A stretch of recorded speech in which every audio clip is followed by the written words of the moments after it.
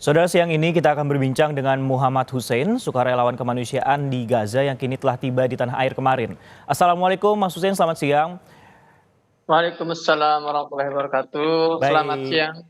baik. Sebelumnya selamat datang ya Mas Hussein, udah kembali ke tanah air dan terima kasih atas waktunya untuk Kompas Siang. Nah, Mas Hussein langsung saja, boleh mungkin diceritakan pengalaman Anda saat evakuasi, tadi juga sempat disebutkan dan kami dapat informasi bahwa untuk masuk ke list evakuasinya ini cukup sulit itu untuk mendaftarnya. Mungkin bisa diceritakan bagaimana kemudian perjalanannya sehingga mendapatkan listnya terlebih dahulu Mas Hussein. Iya, jadi yang berwenang dalam berkoordinasi seputar memasukkan nama ke dalam daftar WNA yang boleh melintas itu adalah pihak pemerintah. Jadi saya tidak ada campur tangan sama sekali.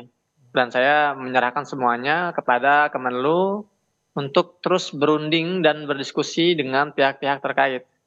Jadi untuk masuk ke dalam list warga negara asing itu memerlukan kesepakatan beberapa pihak. Ya, tidak hanya pihak Mesir saja sebagai otoritas yang mengendalikan pintu Rafah, tapi ada pihak Zionis Israel juga, ada juga pihak Gaza, dan memang itu yang membuat sulitnya nama kami masuk ke dalam list. Apalagi juga daftar WNA yang mau keluar Gaza itu kan hampir menyentuh angka 7.000.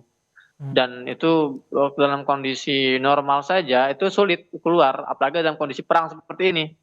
Dan juga perlu dipahami bahwa dalam proses birokrasi di pintu Rafah ini tidak mudah karena pintu Rafah ini tidak dibuka secara rutin.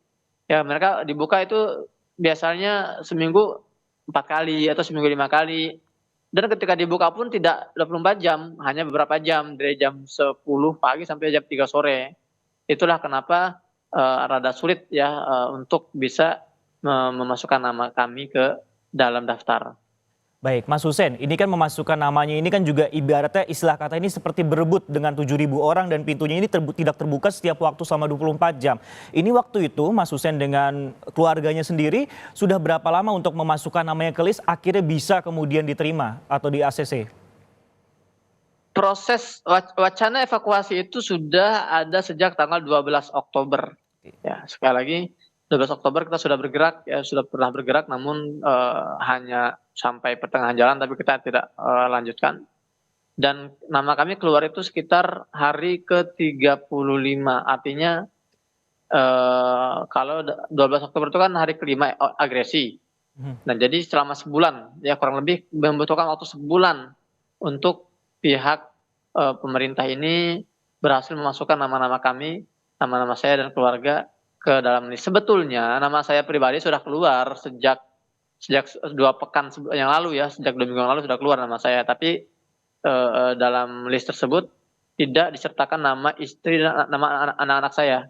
Dan saya sudah diberikan opsi sebetulnya oleh pihak pemerintah Gaza di border itu, di perbatasan, untuk saya melintas lebih dahulu, adapun keluarga nanti nyusul. Tapi kan nggak mungkin saya meninggalkan mereka dalam kondisi perang seperti ini dan membiarkan mereka hidup ya di tengah dentuman bom sementara saya harus keluar. Maka saya memutuskan untuk stay di Gaza, saya memilih di Gaza sampai nama-nama keluarga saya semua masuk dalam list.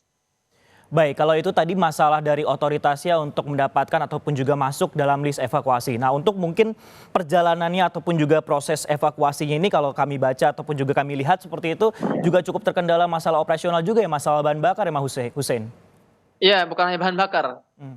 Jalur yang kami lalui ini jalur yang sangat berbahaya, jalur merah.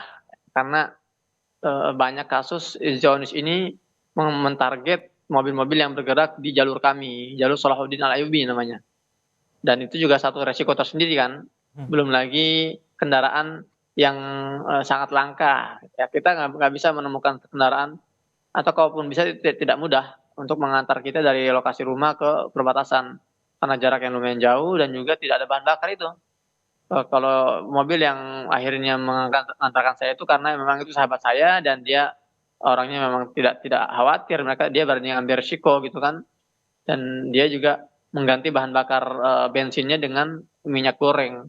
Meskipun itu akan merusak ya mesin mobil dia, tapi bagi dia itu hal yang biasa karena kondisi seperti ini semua juga harus berkorban. Baik, kondisinya cukup sulit baik untuk melakukan proses evakuasi ataupun juga menuju ke proses evakuasi, ada bahan bakar juga kendaraan yang harus melewati jalur merah. Nah, mungkin terakhir sebelum kemudian berhasil dievakuasi nih Mas Hussein bersama keluarga, mungkin boleh digambarkan kepada kami kondisi perang saat Anda masih di Gaza itu seperti apa? Semakin panas dan semakin brutal itu sudah saya dokumentasikan dalam vlog terakhir saya di YouTube. Jadi sebelum saya bergerak ke perbatasan sehari itu, pagi itu ada beberapa serangan brutal yang mentarget sejumlah rumah warga beserta penghuninya yang lokasinya itu sangat dekat dengan tempat kami berada. Sampai saking dekatnya itu memporak-porandakan jendela-jendela rumah kami. Kaca-kaca kaca-kaca rumah tempat saya tinggal itu hancur dan jendela rusak. Ya, itu menggambarkan dekatnya dan besarnya ledakan yang jatuh di sekitar lokasi kami berada. Dan juga masih di lokasi tempat kami berada, artinya di wilayah selatan itu banyak juga pembantaian terjadi hari itu. Di antaranya adalah pembantaian yang mentarget sebuah keluarga dari keluarga Rekeb namanya, itu keluarga istri saya. Jadi saat itu 11 kerabat istri saya itu meninggal dalam serangan udara Israel ke jalur Gaza ketika kita sedang evakuasi menuju perbatasan Rafah. Baik, masih ada sejumlah serangan bahkan dalam menuju proses evakuasi keluarga Mas Hussein sendiri. Terima kasih sebelumnya Mas Hussein telah bergabung bersama Kompas Siang, berbincang bersama kami. Sehat selalu, salam untuk keluarga. Waalaikumsalam warahmatullahi wabarakatuh.